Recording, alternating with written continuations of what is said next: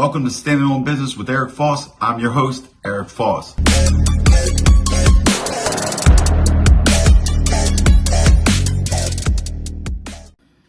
Good evening, everybody. Welcome to Standing on Business with Eric Foss. I'm your host, Eric Foss. All right, guys, tonight we're going to get into something. We're going to get into a little bit of a story, and we're going to connect some dots and see if any of this adds up.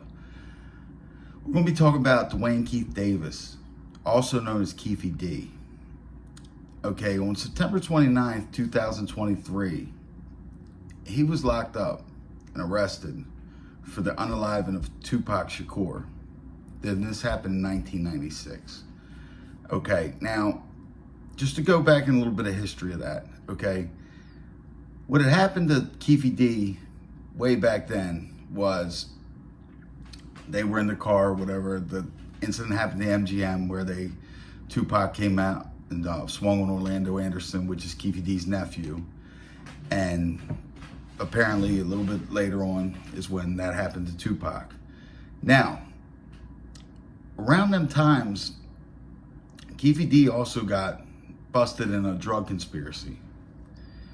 And I believe he was facing a lot of time. You know, it was this federal. So he cooperated. And he told the federal people, whoever, about the incident with the Tupac thing. And there was also a rumor about Puff Daddy at the time had paid $1 million to put a hit on Tupac and Suge Knight. So Kefe D was with the Southside Crips, and he was pretty high up in that. And if you remember Tupac, they were rolling with the Pyrus or whatever. So you had that conflict right there. But I'm looking at this timeline of things going on now. Now, Kefe D had came on, he wrote a book. I mean, he came on so many interviews. He talked about the situation. He told the feds. I mean, he cooperated with the feds already back then, and he told the feds about the incident.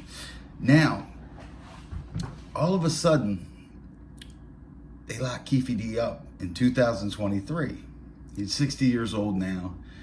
This isn't new information that this came about, if we're talking about the Tupac situation. Now, I was thinking, you have this Diddy situation going on right now. Okay, so one thing that the feds might have done, they might have started getting their ducks in a row really fast. And what I mean by that is, now that they've come at Diddy, think about this. Imagine if they got to use common sense here. If Kefe D and the Southside Crips were close enough with Diddy to be protecting him when he comes to California, make sure he's good, Also, to do this $1 million, agreement or whatever, they had to have done other business. I mean, I'm sure that they had to be pretty close. What I'm getting into is, like, Kefe D, was he at Diddy's parties? I'm pretty sure that they were. This is all, I'm just going off my opinion, what I'm looking at here. Now, there's other things that could have been going on. Drug connections, trafficking connections, human trafficking connections. That's a lot out there, and people get people got connections. They know this one knows that one. So what I'm saying is this: what if the federal police, the federal agents, got a hold of whatever state that's in Vegas or whatever, had them lock him up, okay, on the Tupac thing, right? But now show up to get him to cooperate on Diddy, and not just for the Tupac thing. You understand what I'm getting at? He already cooperated before. So they know, what if he cooperated when he was 30 years old, what do you think he's going to do when he's 60? I mean, it's common sense. And also, what dirt does he know on Diddy? Because the timing of everything. So that happened September 29th. All of a sudden, these lawsuits start dropping on Diddy. They basically look like indictments. Everybody tied to him, they're starting to get it looks like they're starting to get their ducks in a row. So if he's charged in the Tupac thing, even if it is, I don't think Diddy ever paid him $1 million, nothing like that. I don't even think something like that would stick. So I don't think they'd have him come at Diddy with that. They could spice that in there, to make things look good, because now that could just go as overt acts in a RICO conspiracy. That could be one of the overt acts. He was in, basically trying to put, a hit out. So that could be an overt act. But even if that's not, how many more things does this Kefe D know on Diddy? We know this. Tupac was unalived in 1996. Biggie Smalls in 1997. All these years, everybody in the streets knows who did what. It's been on talk shows. They talk about the guy Poochie. He's no longer with us or whatever. They say the guy Poochie did Biggie, whatever. You got the bodyguards talking, ex-cops talking, everything like that. No arrests. No arrests.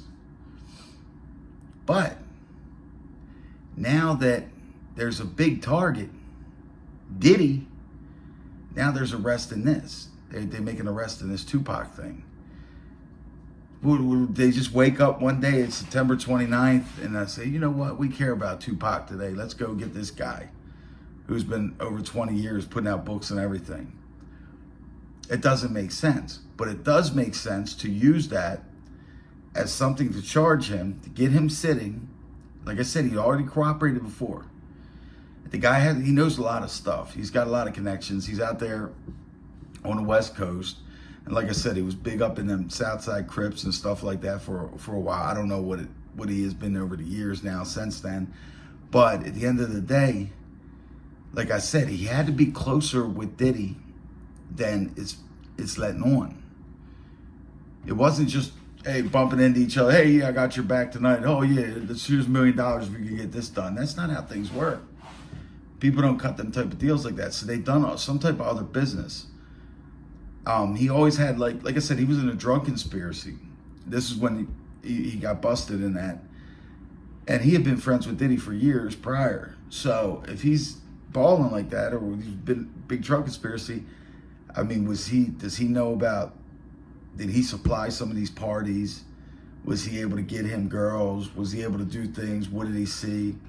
So I think this, and then, the old man will walk. He'll get done testifying, and they'll do whatever they do to Diddy, and then he'll walk. They'll just let him go.